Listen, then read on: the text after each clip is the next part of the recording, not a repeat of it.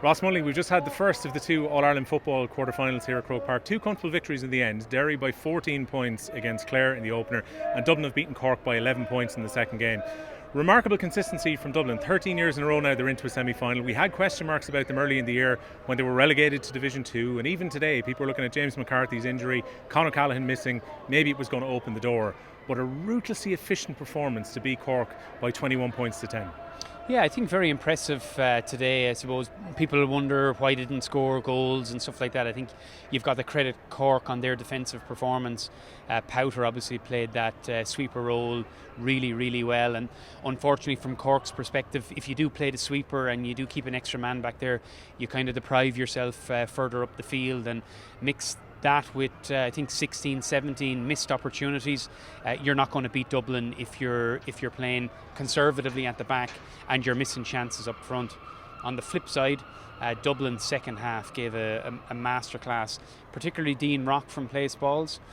They had scored 11 points out of 13 opportunities. Dean Rock hit the post, and the last effort from Aaron Byrne was wide. Other than that, ruthlessly efficient, up there with 85%. So that's what it takes to win on All-Irelands, and Dublin are putting themselves in the driving seat again.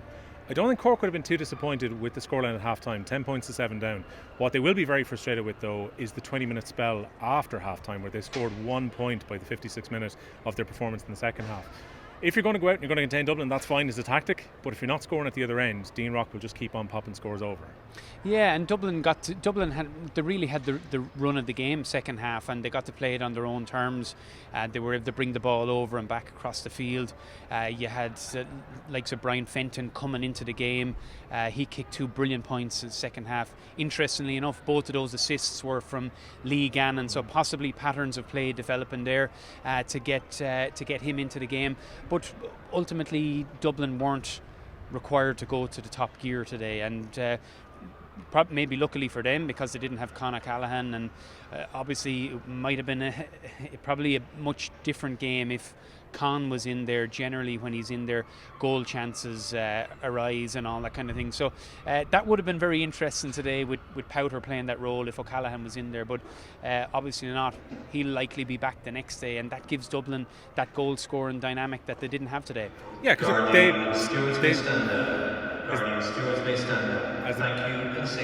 as the PA look to try and get everyone out of Croke Park here, 50,000 including us by the looks of things, determined to get us out, get the Seagulls out here on the pitch at the moment. But when Dublin look at this, they had a good spread of scores across the team. As you mentioned, Lee Gannon comes up 2 points, 2 assists, great from cornerback. But second half, we looked at it in various different occasions where there was nobody really to go in behind. That is the absence that's there when Con's not there. Yeah, well, when you have the three boys in the full forward line, Costello, Dean Rock and Paddy Small, they're excellent finishers and they're really, really accurate. But none of them seems to have that quality whereby they want to win the ball with their back to goal, with high ball coming in on top of them, and be that kind of playmaker and that kind of pivot at the edge of the square. And to be fair, there's not that many players in the country can do it and do it as well as Conor O'Callaghan. So when he's there, I think they're favourites for the All-Ireland. I've said this all year. When he's not there, it brings them well back into the pack, and on days like today you see where maybe they don't have that bit of brilliance to carve out the real clear goal scoring opportunities. But in saying that, we have to credit Cork. People coming up here today probably wouldn't have expected them to keep goals out and to only concede points, so you have to credit them with that as well. But I do think if Dublin were required to go for those extra gears, they probably would have found them today as well. That is a plus for Cork, that they did a good job containing both Kerry and Dublin for long periods in the two big games that they played this year. I know you were very taken by some of their forwards too. You were mentioning how good a man he was every time that he got in the ball. Maybe second half though, the ball didn't get up to him enough at the Hill 16 end. Yeah, good player, and he's able to mix it up, and he got a couple of scores. He scored a couple of long range frees there. He put a brilliant ball in that Hurley got a brilliant score and coming towards the end of the first half. So there's green shoots there for Cork. Obviously Hurley is still their main man, and he's at times today he was unmarkable. His back here behind me in the canal end in the first half, his lateral movement, it's very, very, very difficult to mark on a one-on-one. So there'll be pleased with aspects of their play, but ultimately they conceded 21 scores, and that's a disappointment. And when you're going to play Dublin, they're probably going to hit 20, 21, 22 scores, and you need to be getting up near there yourself, and Cork just weren't able to do that today. You mentioned Brian Fenton. Is he starting to get back towards his best football again? Because there were times where he could have frustrated figure here in the National Football League. I think back maybe to the Armagh game and the Clare game and a few along the way. To me, at least, it looks like he's getting back towards his best form again. Yeah, and to be fair to him, obviously Dublin were playing throughout the year not at full strength, and I think it was only coming towards the end of the league that they started to get the James McCarthy's, the Johnny Coopers, even towards the earlier rounds of the championship, getting them back and playing consistently, and they lose James McCarthy again today. So I think Dublin have had an indifferent year in terms of having all of their top players fit at the one time, and sometimes you need that. You need other players around you so that you can do the things that you normally do, because without certain players like McCarthy, maybe Fenton, there was pressure on him to do other things that maybe is not what his strengths are in terms of, like we said, second half there, just freewheeling forward and kicking brilliant scores from the edge of the D where Lee Gannon is throwing the ball back to him. So you do need to judge Dublin, I suppose, based when they have their full team, and if they have the two boys back for the semi-final, they're going to, in my opinion, they'll go in as favourites regardless of who they're playing. An unexpected inclusion. We only got seen for a few minutes with a cameo at the end, but Owen O'Donnell, the hurling captain, very imposing full back in the hurling team, has opted to play football for the rest of this year. Remains to be seen how much hurling he's going to do for Dublin in the future. We expect him to come on the forwards, but he ended up kind of coming in as a more sweepy role in the half back line for the period he was on the pitch. It still says a lot that he's able to come in mid-season and make this panel at the moment, at a time maybe when they are a few men short because of injury.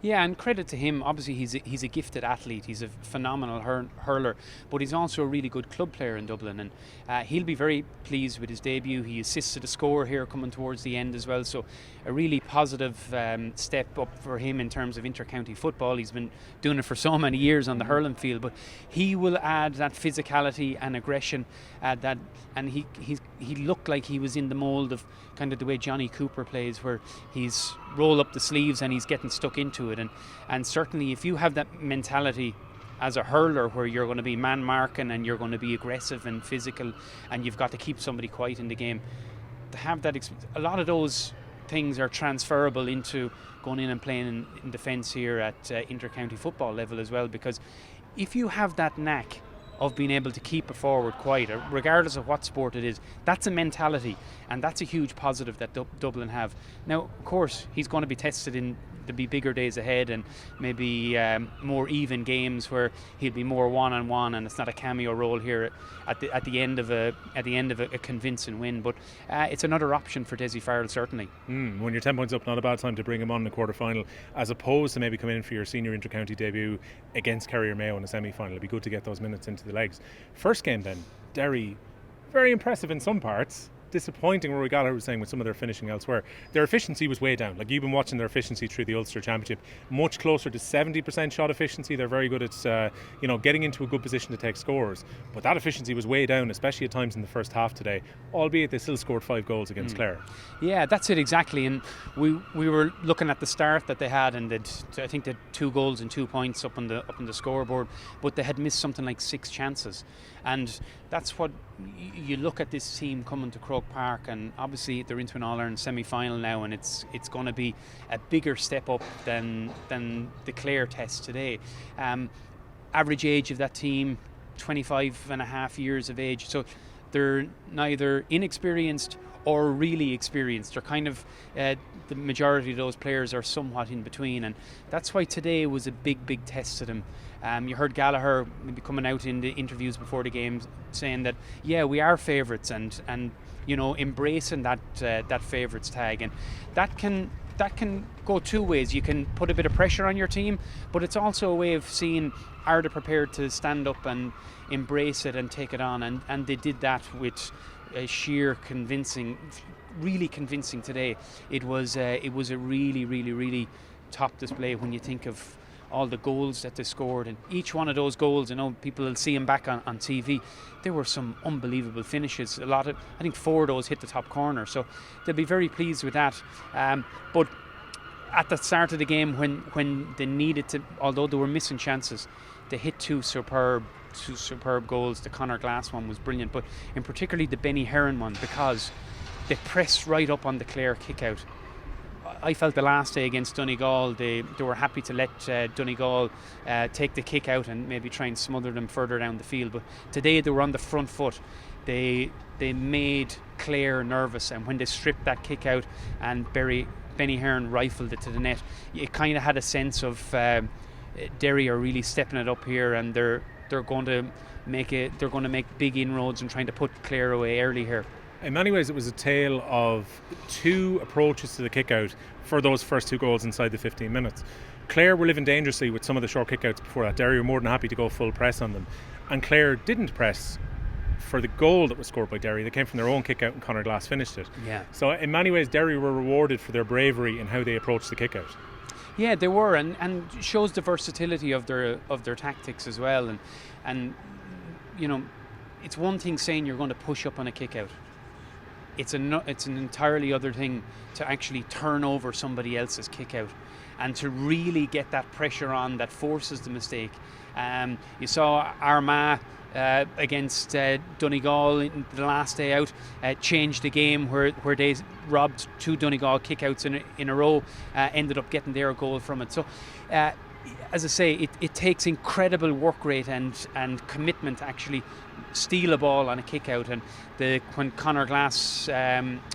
when Conor Glass finished from their own short kick out, you know, you kind of just had that feel that regardless of what Clare were going to do today, Derry just came in here with the perseverance and the energy that they mean business, and I do think they're at a stage with Gallagher with the game plan. They're completely bought into it, regardless of whether they're up by 2 points or down by 2 points. They fit directly into that game plan. They fall back, they settle in their positions, they make it really competitive between the 21-yard line and the 45-yard line, and they rob all that space. And certainly they're going to be looking at the semi-final with great excitement now at this stage. What about McGuigan's performance then? He was excellent here in the Division 3 League final. He seems to enjoy playing in Croke Park, but 1-8 here today, 1-7 from play. That's an incredible individual achievement in Hall. Yeah, fantastic. And he also he assisted one of the goals as well. I think it was the one just before half time. There's that many goals. I can't recall them all exactly, but it was that one. Rogers came up the line here, passed it to him, and then he laid it on again for the goal. So he was absolutely outstanding today. Gave an exhibition of scoring. He was on the ball, wanted to be on the ball all the time.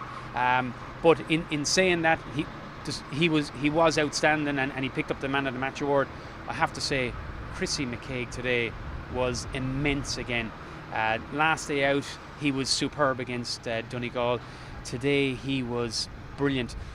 Sexton was the main man the last day for Clare against Roscommon. Today, Chrissy McCaig was totally dominant. And has he proved himself, Ross, has been one of the best man markers around in the country right now? Because it seems that Brendan Rodgers has been brilliant as well, but that full back line, Chrissy tends to go across on the danger player in the last few games, and he's really good at nullifying the key forward on the other team. Yeah, well, I think the difference, Rodgers for me has struck me more in an attacking sense and getting up the field, driving runs and scoring and so on, whereas Chrissy McCaig just has that mentality. I was fortunate enough to share an international rules dressing room with him, and he has that mentality where he can just focus in on an opponent, and that kind of thing is very rare. We spoke about Owen O'Donnell on the Dublin side, where you have to have a specific mind frame to be able to do that. I think the last day against Donegal, I'm not too sure if Chrissy McCaig touched the ball more than twice against Donegal in the Ulster final. Today he was on the ball a lot more, but Sexton wasn't. And that ability to give up your own game in terms of playing the ball to do the job for the team, that takes incredible concentration for 70 odd minutes and so on. And he's most definitely worth a mention, because as good as the attacking performances were and the goals down one end, his single-mindedness to stop Clare's most potent forward was remarkable, and congrats to him for that. Chatting to some of the Derry journalists down below earlier on, their one concern was the amount of goal chances that they coughed up to Clare today, because it's a game that Derry probably should have even won by a little bit more. But you look at particularly the messiness of the Cleary goal in the second half. Derry be very disappointed with how he got in behind on his own and was able to finish. Yeah, it was really opportunistic the way he found himself in space and slid it home soccer style. It was fantastic. You look at Pierce Lillis's goal in the first half. Again, that was a break kind of through the middle of their defence. So they will be disappointed with that. There's aspects of it that obviously will need to tidy up for the next day. But something, you come to Croke Park and the extra space, and Derry were well ahead, or they were starting to pull ahead. It became very clear kind of how the pattern of the game was going. So the couple of opportunities that came, and Clare finished them off really well. So it'll give Gallagher plenty of reason to get them back in the training field and really, go through why those goal opportunities arose and why the scores were conceded from them. So they'll have plenty to work on from the next day, but ultimately they'll be very, very pleased going home here today. We'll wait and see what happens Sunday, where they're going to be playing Armagh Galway in the last four. But it's a great story for Derry, who were in Division 4 not that long ago, couldn't buy a win in Ulster from 2013, and now they've won the Anglo-Celt and they're into an All-Ireland semi-final. Last time they were here for a semi-final, 2004, you guys had lost with Laois to Westmeath in the Leinster final that year. You made your inter-county debut the year before. Is Ross Munnelly going to be around for a 20th season with Laois? People always ask that question, and I always say it takes time for reflection over the summer. Nobody has the right to say I'll be around next year. You have to earn that in the club championship.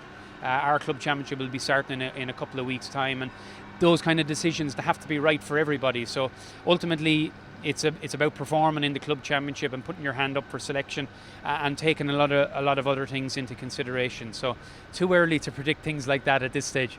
Let me enjoy the summer. Let me just enjoy the couple of weeks left in the summer. Yeah, I had a feeling like Colin Collins, you weren't exactly going to retire on me here when I asked you that. He was saying earlier about the management, he's like, I'll go off and have a chat with my family. You guys will be the last ones to find out.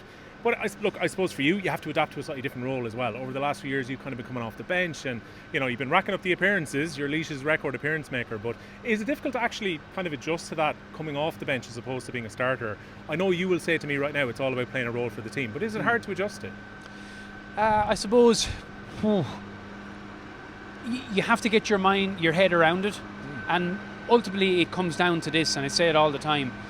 You can't go from starting games week in, week out for X amount of years and talking in the dressing room about everybody has to put their shoulder to the wheel, whether you're playing or not playing, and everybody has to commit and all the rest. I think the lawnmowers are digging me out of trouble here at this stage. So Ross is not to get into trouble. We'll wish Ross well with Ireland's Kilcrews throughout the summer. We'll see what happens with Laois. I didn't have to finish the answer to that question. There you go. It's going to be a wonderful carpet for Croke Park for Sunday's games. Ross, thanks a million for joining us here. My pleasure as always. Thank you.